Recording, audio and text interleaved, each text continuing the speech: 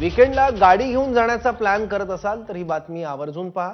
वीकेंडला गोव्याला निघालेल्या गाड्या खंबाटकी घाटातच अडकल्या आहेत। आधीच ट्रॅफिक आणि त्यात गाड्यांचं इंजिन गरम झाल्यानं छोटी वाहनं बंद पडून 2 ते 3 किलोमीटरच्या लांबच लांब रांगा लागल्या आहेत। आणखी माहिती घेऊ आपले प्रतिनिधी राहुल तपासे आता आपल्यासोबत आहे। राहुल, सौरभ, खरं तर आता ह्या नाताळच्या सुट्ट्यांमुळे सलगच्या ज्या आहेत त्याच्यामुळे आता मोठ्या प्रमाणात गर्दी होताना महामार्गावर पाहायला मिळते।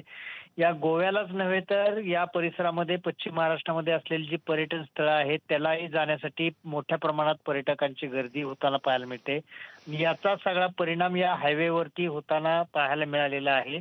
आता खंडाळा ते संपूर्ण हा जो घाट आहे तो संपूर्ण पॅक झालेला आहे।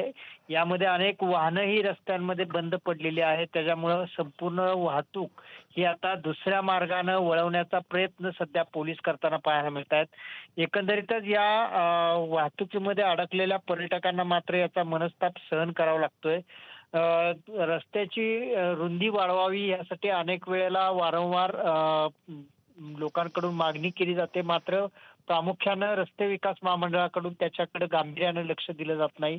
याचा हा एक परिणाम आहे। आता जवळपास 8 ते 9 किलोमीटर पर्यंतची रांग या ठिकाणी झालेली आहे आणि ही रांग आता हळूहळू आणखी वाढण्याची शक्यता नाकारता येत नाही। त्याचं कारण म्हणजे या ठिकाणी ठीक आहे। बंद पडलेल्या गाड्यांचं आहे। ठीक आहे, धन्यवाद राहुल या सगळ्या माहितीबद्दल।